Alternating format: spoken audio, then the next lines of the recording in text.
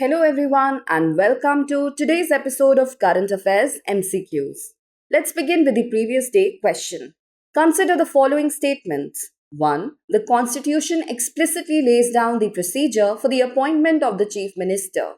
2. Article 164 of the Constitution states that the Chief Minister shall be appointed by the Governor. 3. The Constitution does not mandate providing majority in the Assembly before appointing a chief minister. How many of these above statements are not correct? The options are A, only one, B, only two, C, all three, and D, none. The correct answer is option A. Appointment of the chief minister. The Constitution does not provide a specific procedure for the selection and appointment of the CM. Hence, statement 1 is not correct.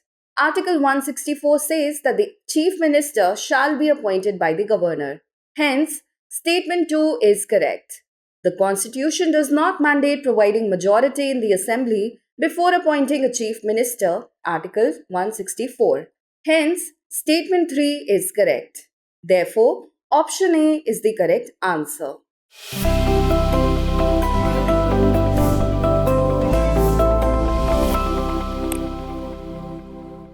Moving on to the first question. Consider the following statements with respect to repo rate. 1. Repo rate is a monetary policy tool used by the central bank to regulate the money supply, control inflation, and influence economic growth. 2.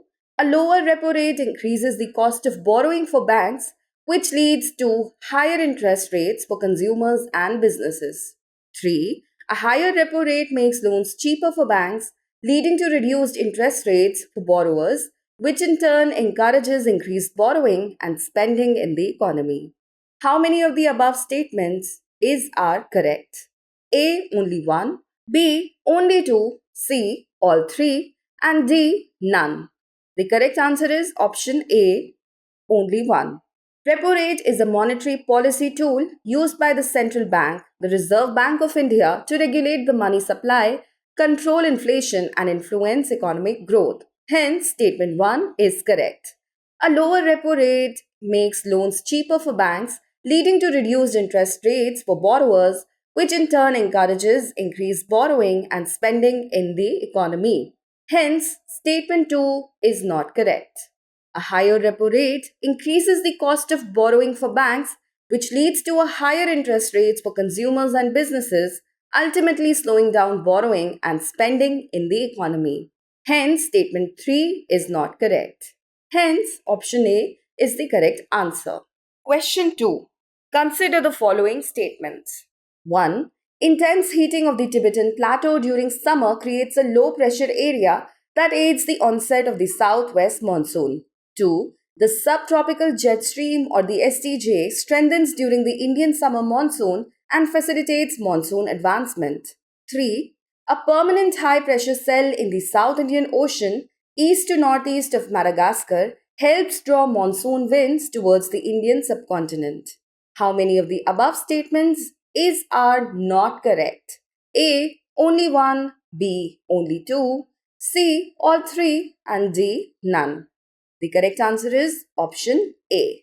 Intense heating of the Tibetan Plateau during summer creates a low pressure area that aids the onset of southwest monsoon. Hence, statement 1 is correct. The Tibetan Plateau acts as a heat source during summer, generating a strong thermal low pressure area. This pulls moist winds from the Indian Ocean, contributing significantly to the monsoon's onset. The subtropical jet stream or the STJ weakens and shifts northward during the summer. Its retreat is necessary for the establishment of the tropical easterly jet or the TEJ, which is more closely linked to monsoon dynamics. So, the strengthening of STJ does not aid monsoon advancement. Hence, statement 2 is not correct. A permanent high pressure cell in the South Indian Ocean, east to northeast of Madagascar, helps draw monsoon winds towards the Indian subcontinent. Hence, statement 3 is correct. Therefore, option A is the correct answer. Moving on to question 3. Consider the following statements with respect to Citizenship Amendment Act CAA 2019. 1. This act provides citizenship to the Hindus, Sikhs, Buddhists, Jains, Parsis, and Christians from Pakistan, Afghanistan, and Bangladesh who entered India on or before 31st December 2014. 2. It exempts the members of the six communities Hindu, Sikhs, Buddhists, Jains, Parsis, and Christians from any criminal case under the Foreigners Act 1946 and the Passport Act 1920. Which of the statements given above is correct or are correct? A. 1 only, B. 2 only, C. Both 1 and 2, and D. Neither 1 nor 2. The correct answer is option C. Citizenship Amendment Act or the CAA 2019. The CAA provides citizenship on the basis of religion to six undocumented non-Muslim communities Hindus, Sikhs, Buddhists, Jains, Parsis, and Christians from Pakistan, Afghanistan, and Bangladesh who entered India on or before 31st December 2014.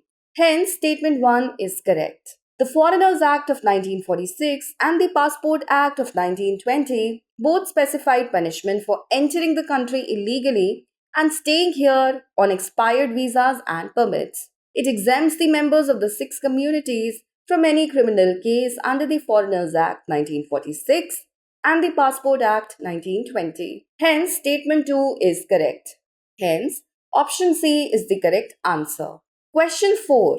Consider the following statements. 1. It is a part of the Western Pacific Ocean that lies adjacent to the Southeast Asian mainland. 2. It is bordered by China, Taiwan, Philippines, Malaysia, Indonesia, Brunei, and Vietnam. 3. It is connected by the Luzon Strait with the Philippine Sea. Which of the following water bodies matches all the above mentioned features? A. East China Sea, B. South China Sea, C. Sulu Sea, and D. Yellow Sea. The correct answer is option B. The South China Sea is part of the Western Pacific Ocean located near the Southeast Asian mainland. It is bordered by several countries including China, Taiwan, the Philippines, Malaysia, Indonesia, Brunei, and Vietnam. The Luzon Strait connects it to the Philippine Sea. The two main island groups in the region are the Paracel Islands, currently under Chinese control, and the Spratly Islands. Hence, option B is the correct answer. Question 5. With reference to the Unlawful Activities Prevention Act or the UAPA 1967, consider the following statements. 1. It empowers the National Investigation Agency or the NIA to investigate and prosecute cases under UAPA across the country. 2. It allows for the detention of suspects without charge or trial for up to 180 days. Which of the statements given above are correct? A. 1 only, B. 2 only, C. Both 1 and 2, and D. Neither 1 nor 2. The correct answer is option C. Unlawful Activities Prevention Act or the UAPA Act of 1967. It was first enacted in 1967 to deal with secessionist movements and anti-national activities. It empowers the National Investigation Agency or the NIA to investigate and prosecute cases under UAPA across the country. Hence, statement 1 is correct. It provides for the death penalty and life imprisonment as the highest punishments for terrorist acts. It allows for the detention of suspects without charge or trial for up to 180 days and for the denial of bail to the accused unless the court is satisfied that they are not guilty. Hence, statement 2 is correct. It defines unlawful activity as any action that supports or incites the cession or secession of any part of India or that questions or disrespects its sovereignty and territorial integrity. Hence, option C is the correct answer. Question 6. Consider the following statements. Statement 1. El Nino is characterized by the warming of the central and eastern tropical Pacific Ocean, which disrupts global weather patterns. Statement 2. The warming of the central and eastern tropical Pacific Ocean weakens trade winds, leading to a reduction in the upwelling of cold water, which affects atmospheric circulation and alters weather conditions globally. Which one of the following is correct in respect of the above statements? A. Both statement 1 and statement 2 are correct, and statement 2 is the correct explanation for statement 1. B. Both statement 1 and statement 2 are correct, and statement 2 is not the correct explanation for statement 1. C. Statement 1 is correct, but statement 2 is incorrect. D. Statement 1 is incorrect, but statement 2 is correct. The correct answer is option A. El Nino is characterized by the warming of the central and eastern tropical Pacific Ocean, which disrupts global weather patterns. Hence, statement 1 is correct.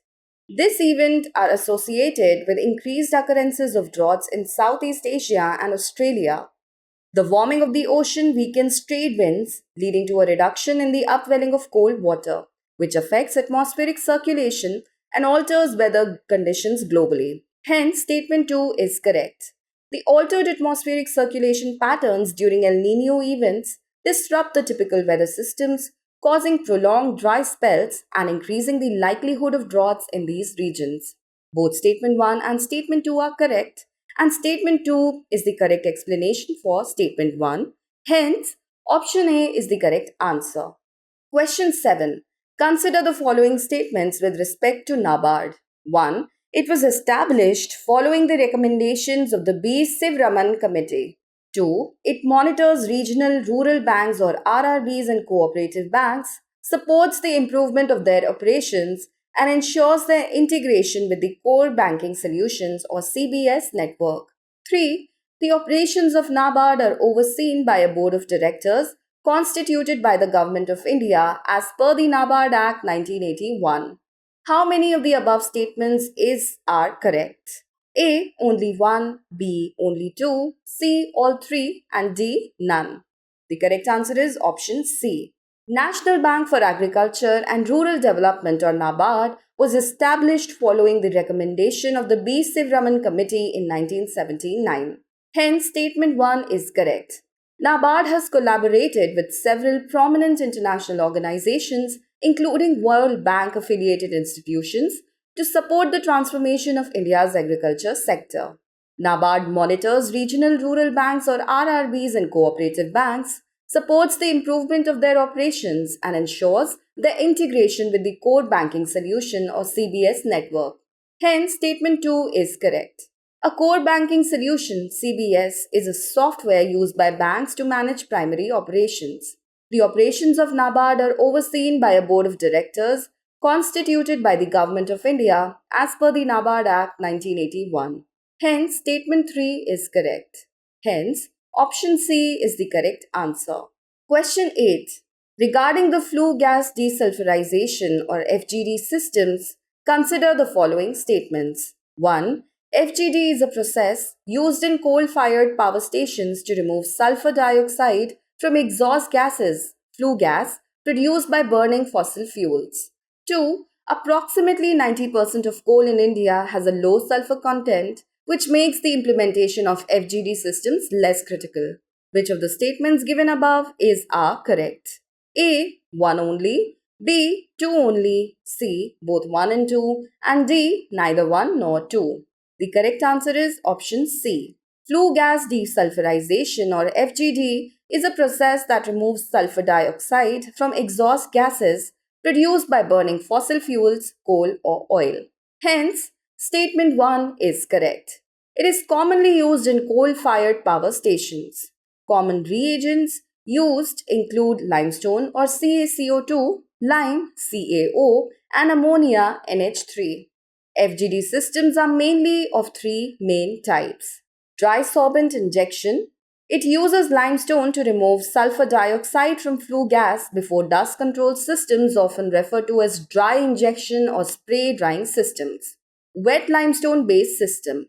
It is suitable for large-scale flue gas treatment using low-cost limestone to remove sulfur dioxide efficiently and produce gypsum. Seawater-based system. It uses alkaline seawater to reduce sulfur dioxide by 70 to 95%. It is typically used when emission norms are less stringent and offers a lower initial cost. Approximately 90% of coal in India has a low sulfur content ranging from 0.3% to 0.5%, which makes the implementation of the flue gas desulfurization systems less critical. Hence, statement 2 is correct. Hence, Option C is the correct answer. Question 9. Regarding the International Big Cat Alliance or IBCA, consider the following statements. 1. It is a treaty-based intergovernmental organization launched by India on the 50th anniversary of Project Tiger. 2. India has officially been designated as the headquarters and secretariat of the IBCA in 2025. 3. Its membership is open to all United Nations member states where these species naturally exist and non-range countries that wish to support big cat conservation. How many of these statements given above are not correct? A. Only 1, B. Only 2, C. All 3, and D. None. The correct answer is option D. International Big Cat Alliance or the IBCA is a treaty-based intergovernmental organization launched by India on the 50th anniversary of Project Tiger in April 2023. Hence, statement 1 is correct. IBCA became a full-fledged global legal entity after ratification by 5 countries, that is India, Liberia, Eswatini, Somalia and Nicaragua.